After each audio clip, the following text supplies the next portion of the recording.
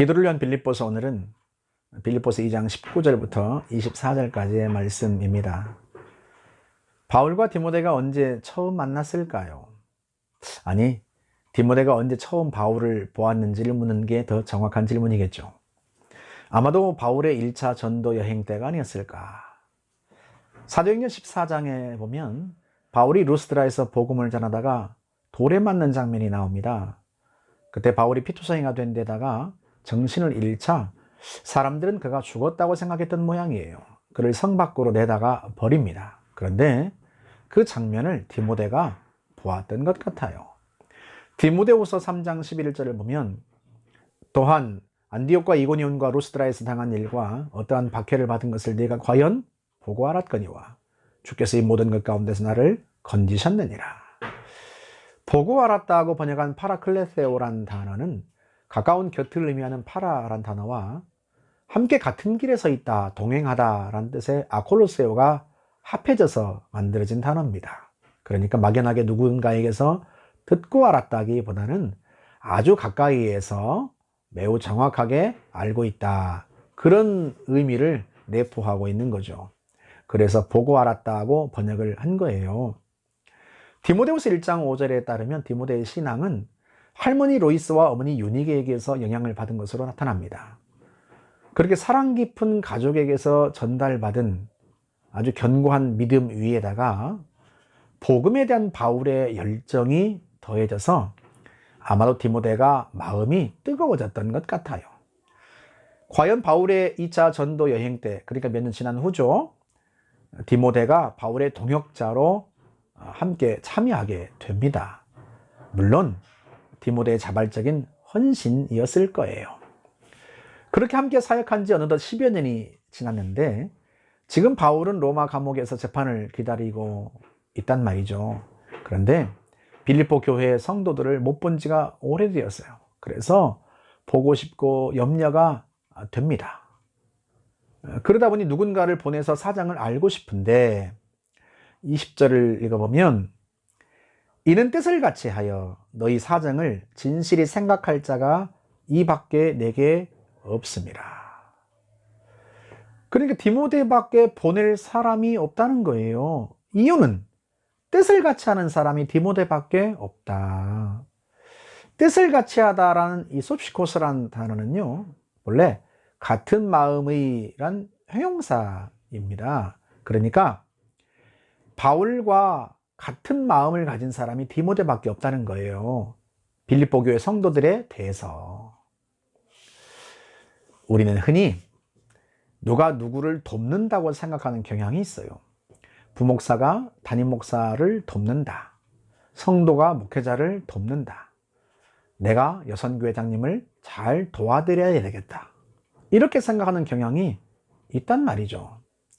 그런 사고 속에서는요, 바울의 이 말을 결코 이해하기가 어렵습니다. 한번 생각해 보세요. 그런 사고 속에서 성도와 교회를 향한 담임 목사의 마음을 여러분, 부목사가 따라갈 수 있겠습니까? 그런 사고 속에서라면 회원이 여선교회를 생각하는 회장의 마음을 따를 수 있겠어요? 그 마음과 같을 수가 있겠습니까? 그런데 디모데는요, 단 한 번도 자신이 바울의 사역을 돕는다는 생각을 한 적이 없었던 것 같아요. 21절을 보면, 그들이 다 자기 일을 구하고 그리스도 예수의 일을 구하지 아니하되. 이때 그들은 세상 사람들을 말하는 게 아닙니다. 바울이 세상 사람들과 디모데를 비교해서 말하겠습니까? 그러니까 다른 사역자들과 디모데를 비교해서 말하고 있는 거예요. 다른 사역자들은 다 자기의 일을 추구한다. 이게 무슨 말인가? 복음을 위한 사역도 바울의 사역이라고 생각하면 보람을 느끼지 못하는 사람들이 많이 있는 거예요. 그들은 자기가 주도하는 사역, 자기가 리더가 된 사역만 보람을 느끼는 겁니다. 오늘날도 많은 사람들이 담임 목회를 해야 그게 자기 사역이라고 생각하는 경향이 있어요. 부목사 사역은 나중에 자기 사역을 위한 훈련이라고만 생각합니다. 그러나 여러분, 그렇지 않습니다. 이전에 부목사로 섬길 때 다른 동역자들과 함께 늘 이런 이야기를 했습니다. 우리는 이 교회가 평생의 사역지라고 생각하자. 그렇게 생각해야 사역이 제대로 될 것 같았습니다. 디모데가 그랬던 거예요. 바울과 함께 사역하지만 자신이 바울의 사역을 돕는다고 생각하지 않았습니다. 자신이 바울과 함께 주님의 일을 하고 있다고 생각했단 말이죠. 바울이 자신을 부른 게 아니라 하나님이 바울을 통해서 자신을 주님의 사역으로 불렀다고 생각했습니다. 그래서 지금 자기는 주의 일을, 그리스도의 일을 하고 있는 거란 말이죠. 그러니 빌립보 교회를 세웠을 때에도 자신이 바울과 함께 빌립보 교회를 세웠다고 생각을 하는 거란 말이죠. 그러니 그 빌립보 교인들을 생각할 때마다 늘 보고 싶고 그립고 염려가 된단 말이죠. 그래서 바울이 보내서가 아니라 자기가 그들을 사랑하기 때문에, 그들이 그립고 염려가 되기 때문에 그 먼 길을 기꺼이 가겠다고 말하는 거예요. 그렇다고 해서 디모데가 바울을 동등한 동료로 여겼던 것은 아닙니다. 22절을 보면 디모데 연단을 너희가 안 하니 자식이 아버지에게 함같이 나와 함께 복음을 위하여 수고하였느니라. 바울이라고 왜 약점이 없겠습니까? 성격은 불같고 사역 중심이고 또 성도들이 시험에 들 만한 병도 가지고 있었고요. 그런 바울임에도 불구하고 디모데는 마치 아버지를 대하듯이 그렇게 바울을 극진히 섬깁니다. 그러니까 복음 사역에 주도적이면서 동시에 겸손하고 충성스러운 디모데였던 거죠.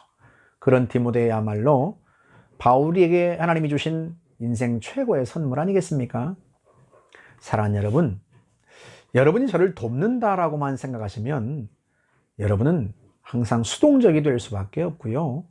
또 언젠가는 저에 대해서 섭섭하고 서운한 일도 생길 겁니다. 그러나 하나님이 여러분을 부르셔서 가정을 세우도록, 직장을 세우도록, 교회를 세우도록 하셨다고 믿는다면 주님이 여러분에게 맡겨주신 주의 일이기 때문에 여러분은 그 일을 누구보다도 주도적이고 능동적으로 또 충성스럽게 감당할 거라고 저는 믿습니다. 그것이 주의 일이기 때문입니다.